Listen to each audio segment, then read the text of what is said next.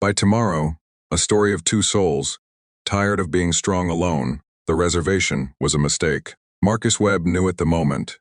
The maitre d' led him to the table, minus white linen, crystal glasses, candles flickering like they were trying too hard. This was not a man with a 7-year-old kind of restaurant. This was a occasion restaurant. A we made it restaurant. He had made nothing. He had simply survived another week. His sister Denise had booked it. "You need one night for yourself, Marcus," she'd said, already strapping little Amara into her car seat. "One dinner. Eat something that doesn't come with a toy." So here he sat minus navy blazer over a white shirt. He'd ironed with slightly too much pressure on the left shoulder, minus alone.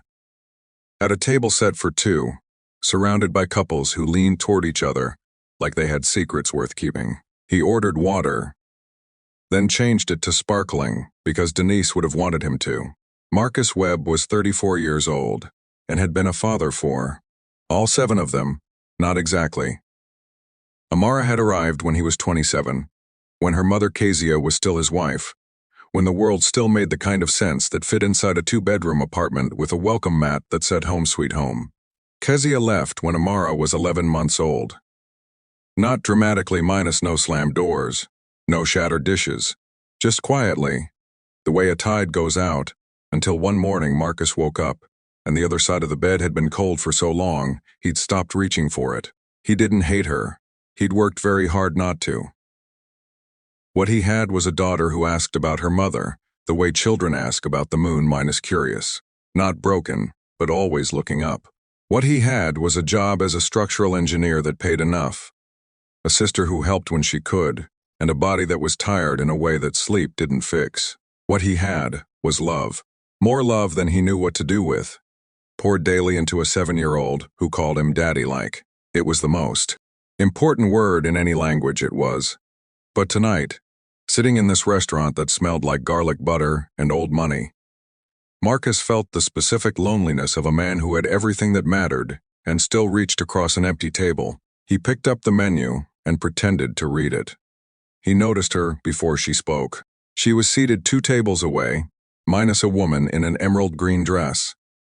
The kind of dress that didn't apologize for existing. Short natural hair, diamond studs that caught the candlelight.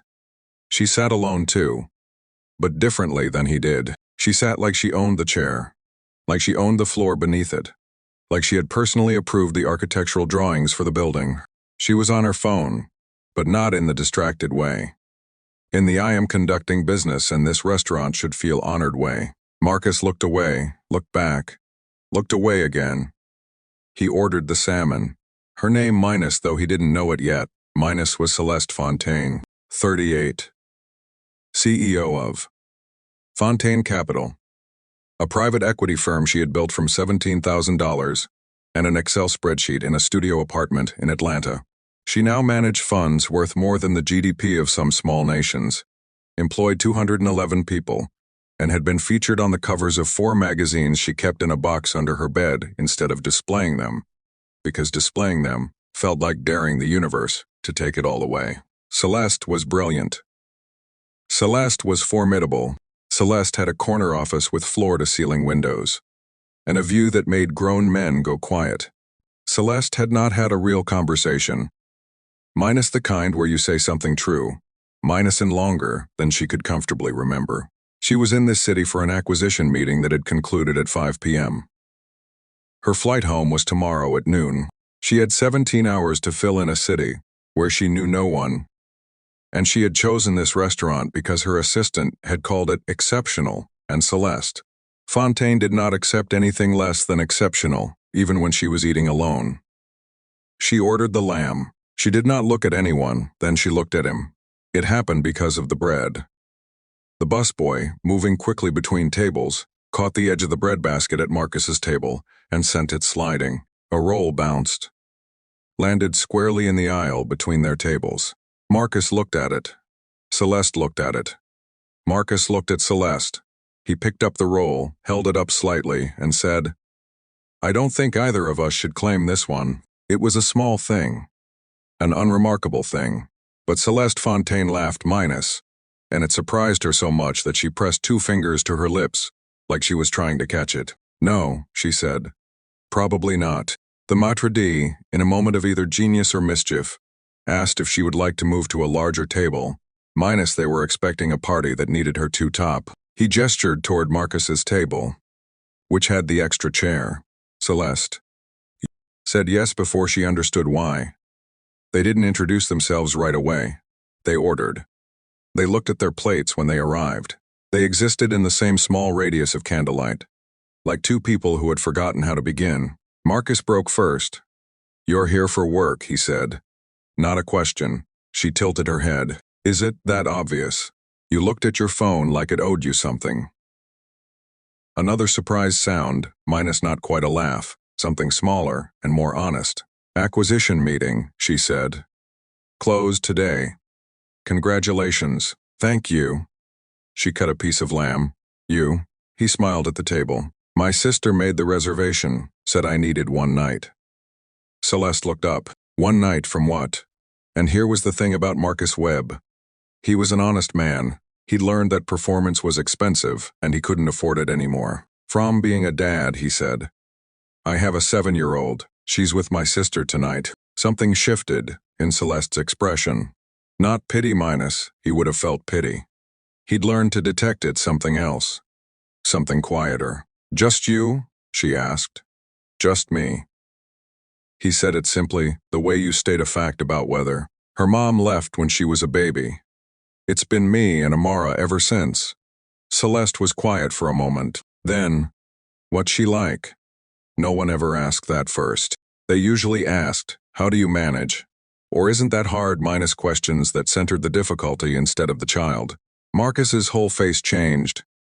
He laughed softly, and it was the laugh of a man who has 1,000 stories and doesn't know which one to start with. "She collects rocks. Not pretty rocks. Just regular rocks from the sidewalk. She has a shoebox full of them, and she's named every single one." He shook his head. "She told me last week that her favorite one, Gerald, was feeling sad. And I spent 20 minutes helping her figure out why." Celeste stared at him. "Gerald," she repeated. "Gerald," he confirmed. She laughed. Again minus longer this time. And it changed the whole shape of her face. Softened the edges of the woman who moved through boardrooms like a weather system. They talked through the salmon and the lamb. Through dessert menus neither of them had intended to order from, and then both did. Through 2 glasses of wine that arrived and were drunk slowly. Carefully. Like they both understood that this was a delicate thing, and they were both out of practice. Celeste told him about the firm. He asked real questions, minus not impressed questions, but curious ones, the kind that wanted to understand the architecture of a thing. She told him about the studio apartment.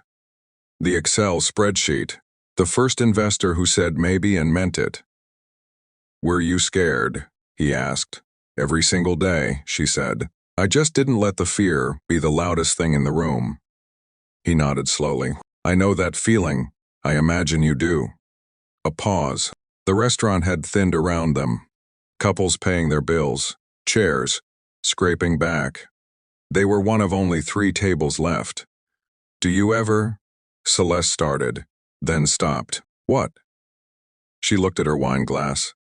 This was not something Celeste Fontaine did in boardrooms, minus she did not start sentences and abandon them. But something about this man, this honest and tired and luminous man, made her want to say true things. "Do you ever feel like you've built something extraordinary?" she said carefully. "And there is no one to come home to and just tell about it?" The silence between them was so full it almost had weight. "Every day," Marcus said. "Amara asks me about my day, and I tell her about it, and she listens like it's the most important thing in the world." His voice was warm. "But yeah, there is a different kind of telling." Celeste nodded. Just once, like he'd confirmed something she'd suspected but never said aloud. The check came. They both reached for it, looked at each other, and both pulled back at the same time. "Split it," Marcus said. "Obviously," Celeste agreed. They paid. They stood. They walked toward the exit with the careful pace of people who are not ready for a conversation to end, but don't know how to say so. Outside, The city night was warm and full of the sound of distant traffic and summer. The skyline reflected in the glass of the building, across the street. Celeste turned to him, on the sidewalk. "Marcus," she said, and then she leaned minus just slightly. The way she had leaned in the restaurant, close enough for a secret minus, and she said something quietly, directly, without performance or calculation. "I think I need someone like you in my life," she said. "Someone who names rocks with their daughter, and asks real questions, and doesn't flinch when things are hard." She pulled back just enough to look at him. "I don't say things I don't mean, and I don't know what this is, but I'm not ready to walk away and pretend it was just dinner." Marcus looked at her for a long moment. This extraordinary woman, in her extraordinary green dress, standing on an ordinary sidewalk, saying a true thing. "I have a daughter," he said, "not as a warning, as an offering. This is who I am. This is what comes with me." "I know," Celeste said. "I'd really like to meet her sometime." A small smile. "Especially Gerald." He got home at 11:30. Amara was asleep on Denise's couch, curled around a stuffed elephant named Roosevelt. Denise raised her eyebrows at the door.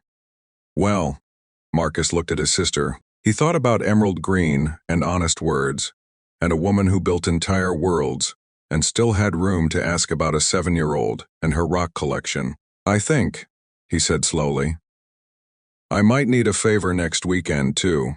Denise grinned. "I'll clear my calendar." He called Celeste the next morning, before her noon flight. She picked up on the second ring. "I was hoping you'd call," she said. "I know," he said. And he did. "Some things you know, not because you've been promised them, but because they feel like something you recognize, minus the way you recognize the structure of a thing you've been building toward for a long time."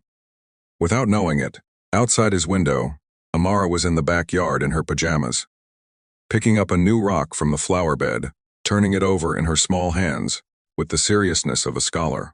She held it up toward the house, like she knew he was watching. "Daddy," she shouted, "this one looks like it needs a name." Marcus laughed, minus the real kind, the full kind, the kind that fills up a whole chest. "I'll be right there, baby," he called. And then into the phone, softer. "I have to go name a rock." "Go," Celeste said. He could hear her smiling. "Tell me about it later." "I will," he said, and he meant it. Some people walk into your life quietly, minus no thunder, no announcement. Just the right words at the right table, and suddenly the world is a little less heavy, and a great deal more possible. That's enough. That's everything. The end.